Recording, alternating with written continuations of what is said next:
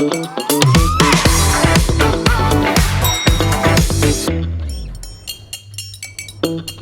இல்லாம colour print பண்ணுங்க, அதுவும் மிக குறைஞ்ச விலையில. Epson eco tank printers. இது வெறும் ஃபேபுலஸ் இல்ல, இது டோட்டலி பிரிண்டபிளஸ். நேற்று இரவு தூத்துக்குடியிலே எதிர்பாராத விதமாக கிட்டத்தட்ட 8 சென்டிமீட்டர் மழை பொழிந்தது. சற்று குறைவான நேரத்திலேயே அவ்வளவு மழை வந்த பொழுது இங்கே தண்ணி வடிவதற்கு கொஞ்சம் நேரம் தாமதமாக தண்ணீர் வடிந்து, ஆனால் இப்பொழுது இந்த ஹாஸ்பிட்டலில் ஜிஹெச்சில் எந்த இடத்துலையுமே தண்ணி நிற்கலை. அது ஒரு 2 மணி நேரங்களிலே எல்லா தண்ணியும் வடிந்து சென்று விட்டது.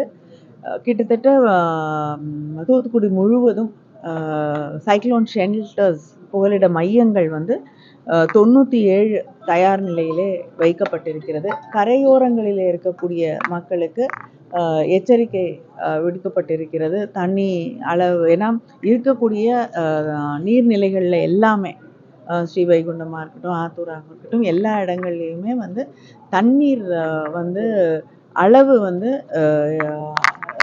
ஆபத்தாக இருக்கக்கூடிய அளவு இல்லாமல் அந்த அந்த மேக்சிமம் கெப்பாசிட்டிக்கு குறைவாகவே தண்ணீர் அங்கே தேக்கி வைக்கப்பட்டிருக்கிறது. அதனால் தொடர்ந்து ஷட்டர்ஸ் ஓப்பன் பண்ணி தண்ணி விட்டுட்டு இருக்காங்க.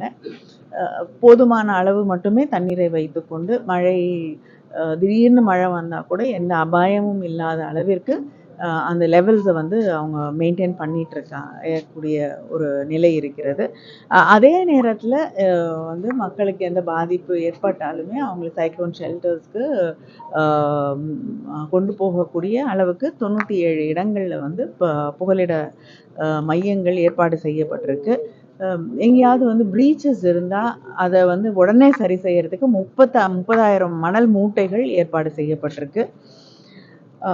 இப்போ கோரம்பள்ளமே எடுத்துக்கிட்டிங்கன்னா கூட 1.9 மீட்டர் அளவு தான் அங்கே தண்ணி தேக்கி வைக்கப்பட்டிருக்கிறது. கொஞ்சம் கொஞ்சமாக அதுக்கு அந்த அளவை மீறும் பொழுது தண்ணி கொஞ்சம் கொஞ்சமாக வெளியேற்றப்படுகிறது. அதனால் மக்கள் வசிக்கக்கூடிய இடங்களில் தண்ணி அதிகமாக புகுந்து விடக்கூடிய அபாயம் ஏற்படாத வகையிலே எல்லா ஏற்பாடுகளும் செய்யப்பட்டிருக்கிறது.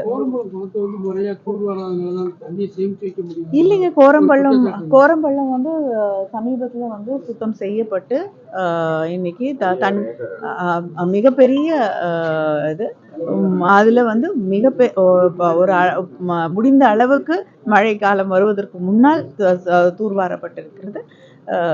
எல்லா ஏற்பாடுகளும் செய்யப்பட்டிருக்கு.